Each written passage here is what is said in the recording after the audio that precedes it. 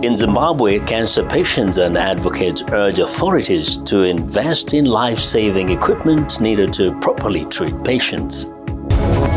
The federal government reviews Nigeria's economy for 2024 under the administration of President Bola Tinubu.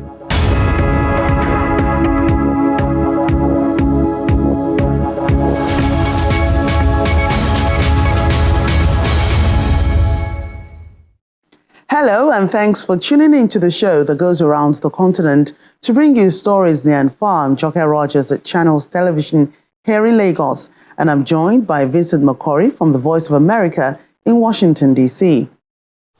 Thanks, I'm Vincent McCory at the Voice of America. Happy to be with you again for another edition of Africa 54. Let's start off with the latest from Nigeria. Joke Rogers in Lagos brings you that story. The domestic outlook for Nigeria in 2025 is shaped by opportunities for resilience and growth amid evolving global and local dynamics. This is why the federal government is reviewing the nation's economy for 2024 under the administration of President Bola Tinubu and providing insights into the benefits of some of the president's policies, like the removal of fuel subsidy, the unification of the foreign exchange rates, as well as the proposal for tax reforms. In this meeting, our State House correspondent, Empress Simon, tells us more. Call it stock taking and you won't be wrong, as the federal government reviews the nation's economy for 2024 under the administration of President Bola Tinubu and giving a projection into 2025. The Vice President, represented by the Deputy Chief of Staff to the President, sets the tone for the meeting. Being interactive with concepts, I encourage participants to get involved so that we can get the benefit of the diverse perspectives on the range of issues to be discussed and extract maximum benefit from the very rich crop of guests in attendance. The discussion begins with some ministers giving a scorecard of their ministries. We are looking at gas as critical in the development of our economy of this nation, and we are trying as much as possible to make sure we drive the economy of this nation with gas because we have it in abundance. We have projected or committed to about expanding the GDP by 2030, $100 billion. And I think we'll be able to do that. We've been able to start putting the structures in place. Beginning with the removal of fuel subsidy and the unification of the foreign exchange rates, as well as the proposal for tax reforms, the administration of President Bola Tinubu has come under criticisms among some citizens. However, this meeting provides insight into the benefit of the president's policies. The reform of removing the subsidy may have led to the increase in the price of fuel. But if you look at the other side, now we're talking Dangote, now we're talking Port Harcourt refinery. All of these things have linkages. And with those two developments, including many modular refineries that are also working, the story of Nigeria is changing from a country that imports all of its refined products to a country that processes locally and also exports to a few countries around. The government also calls for understanding by stakeholders on the tax reform bills before the National Assembly, promising to create 400,000 jobs in 2025 and empower small businesses. We urge all our stakeholders and indeed all Nigerians and friends of Nigeria to support these reforms, engage constructively, and collaborate to refine their implementation. Mr. President graciously increased the obligo from 1 million naira straight to 5 million naira. So it now means that the MSMEs can collect up to 5 million naira per SMEs at single digits of 9%. Same 3 years. The discussion is backed by the launch of the economic report for 2024 with a roadmap for 2025. Thank you very much. The report shows the services sector contributed 53.58% to the total GDP, followed by agriculture and industries, which contributed 28.65% and 17.77%. Nigeria's crude oil exports as at the second quarter of the year was valued at over 14.5 billion naira, representing 74.98% of total exports, while non-crude oil exports amounted to over 4.8 billion naira, of which non-oil products contributed over 1.9 billion naira of total exports. In the same period, total gross revenue reached 2.48 trillion naira. The federal government says it plans to tighten monetary policies, improve agricultural productivity, and enhance exchange rate stability as measures to control inflation. From the presidential villa, Emperor Simon, Channels Television News. Joining us to discuss this is Professor of Economics, Lagos Business School, Professor Bongo Adi. Glad to have you join us on Africa 54 today. Thank you very much. So how would you rate the federal government's management of the impact of the removal of fuel subsidy on the economy and the people? Well, I think that is a very simple question to answer, not difficult at all. We've seen an increasing level of immiserization of the people. So I know that government tried at some point after the removal of subsidy to introduce some sort of palliative this year.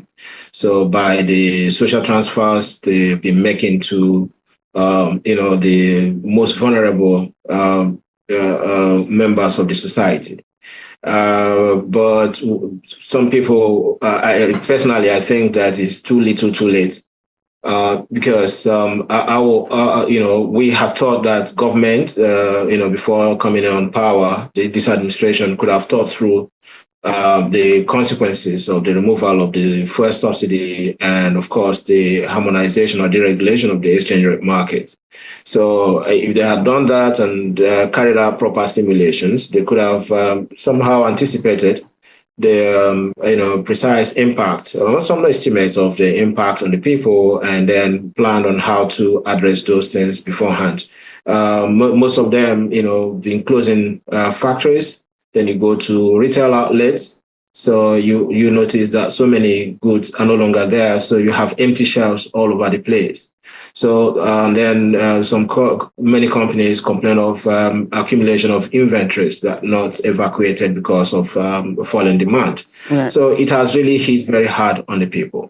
Right. And we see the Naira gaining in the last 2 weeks because of the CBN's electronic foreign exchange matching system. That's the FM's platforms introduced on the first day of December to stabilize the forex market. Do you see the gain as sustainable, and do you see it having an impact of the issues that you've spoken about before? I don't know if you're checking the news, because if you are, you will notice that even yesterday it's gone back to 1.7.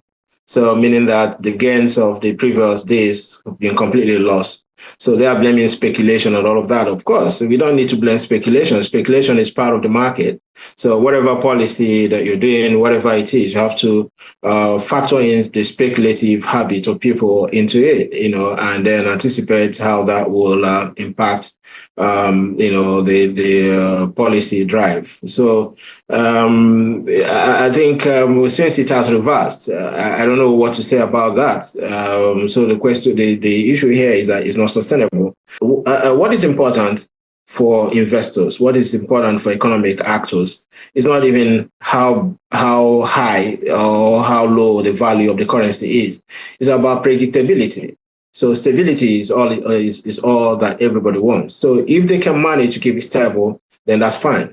But then having it go down one day and another day it rises by about 40% or 50%, that doesn't help, decision makers in business. And I think that is what we need to worry about.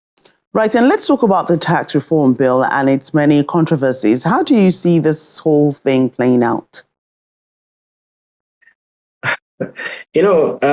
I've refrained from voicing my opinion about tax and the reforms in Nigeria. I will start with budget. Tax is equal to government budget, all right? So that is government revenue.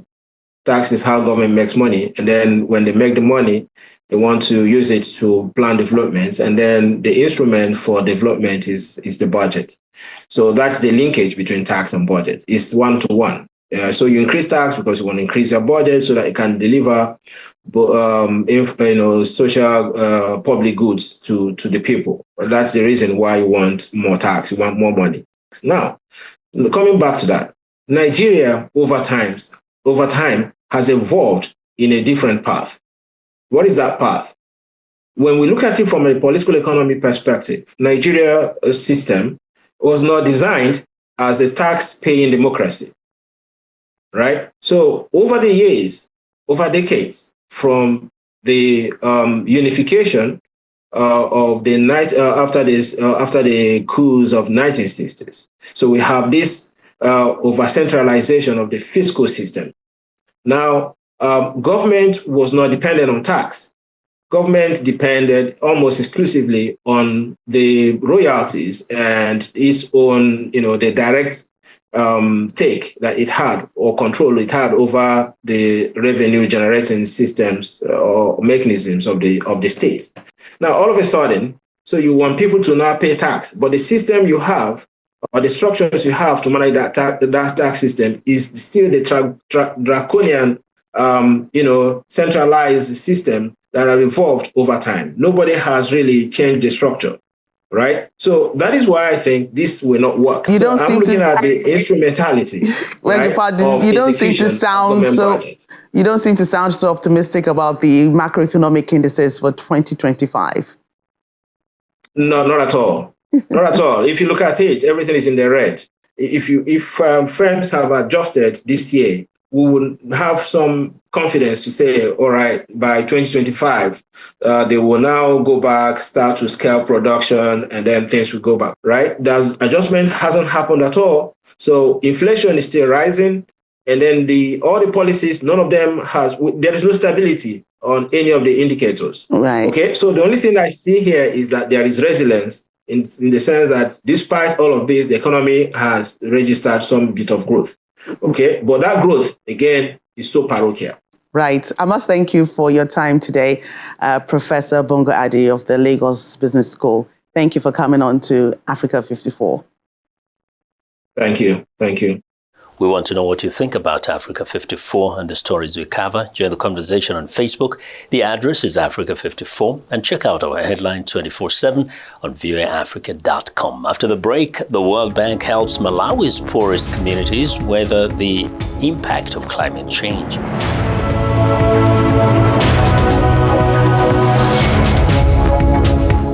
Welcome back to Africa 54. I'm Vincent Makori in Washington.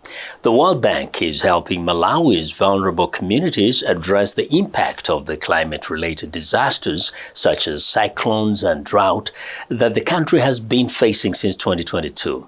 Participants say increased community involvement would lead to more immediate outcomes from the program. Lamik Masina reports from the Karonga district in northern Malawi. The Climate Smart Enhanced Public Works Program recruits individuals from Malawi's rural areas to take part in projects aimed at reversing or preventing damage from flooding, drought, and other effects of climate change. Funded by the World Bank, the $128 million initiative has helped establish tree nurseries for forest regeneration and construct gullies and swales to control soil erosion. When we do the natural tree regeneration, we know that we'll have good rains. When it comes to floods, when we do the gully reclamation and all other things, we reduce the runoff of water from the mountains, which come to the rivers. Karonga district is one of the areas in northern Malawi hardest hit by climate shocks.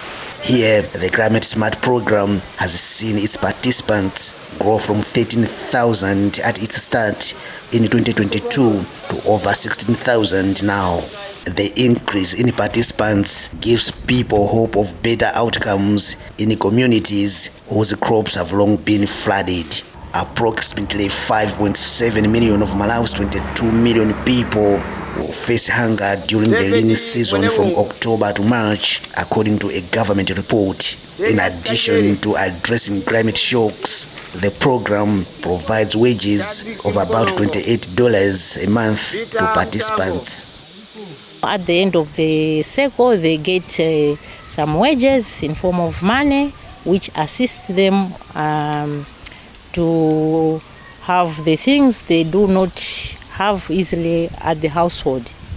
Some participants have used their monthly wages to buy livestock, while others, like Milnes Mbotwa, have put the money into building houses and paying their children's school fees. I usually save the money in village savings groups for future needs. So far, I've been able to bring electricity to my house and pay school fees for my 2 children. One of them is now completing secondary school.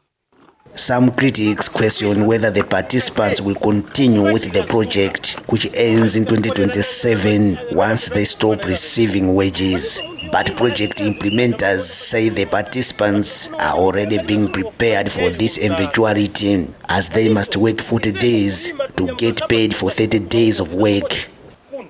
And we have deliberately stated that they should be working for 10 days as in community contribution, whereby they will work but they will not receive anything. That in so doing, we are trying to build it in them that they can also work, they can also do the works without even getting anything out of the program. In the meantime, the villagers say their main challenge is having too few people to carry out the work they say require more people to achieve immediate results, something project implementers say they are considering addressing.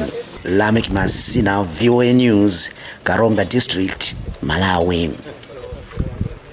In a bid to curb corruption in Nigeria, the United Nations Office on Drugs and Crimes, UNODC, is partnering with the Ministry of Youth Development to mobilize young people in the fight against the menace. The initiative, known as the Youth Help Desk, was recently launched in Abuja, the nation's capital, as part of activities to mark this year's International Anti-Corruption Day. Our correspondent, Benny Ark, reports. A day after marking the International Anti-Corruption Day, the United Nations Office on Drugs and Crime is meeting with officials of the Federal Ministry of Youth Development to unveil a strategy that will increase the involvement of young people in the fight against corruption. The theme for this year's commemoration is Uniting with Youth Against Corruption, Shaping Tomorrow's Integrity, and this necessitated the need for the launch of the Youth Help Desk initiative. Our recent national corruption survey reveals encouraging signs of progress. An impressive 70% of Nigerians, including our youth, have refused to pay bribe at least one occasion. This statistic is not just a number, it represents a growing culture of integrity and resistance against corruption. The Minister of Youth Development laments the statistics of young persons denied justice in the nation's corrections facilities and highlights efforts by the ministry to address the issue. Young people face systematically delay in getting justice and growing involved in the youth criminal activities. A large numbers of our pensioners are under the age of 35. They're in the prison, and many have been in jail without trial for years. He also announced the setup of a Youth Help Desk as a platform for youths to report cases of corruption and seek help.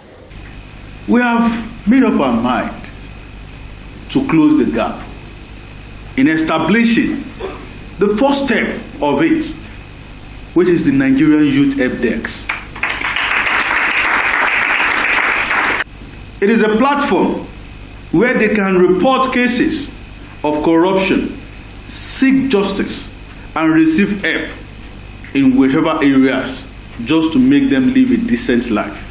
The Help Desk platform comprises several initiatives designed to reach young people across all states, including the Federal Capital Territory, to promote awareness on the ills of corruption and the need for young Nigerians to be part of the solution.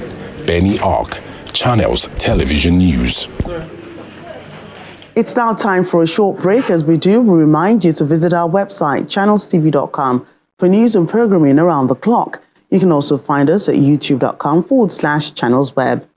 And still to come, absent from the wetlands of Cape Town since the mid-1900s, the Cape water lily finds its way back to its native habitat. Welcome back to Africa 54. I'm Vincent McCory in Washington.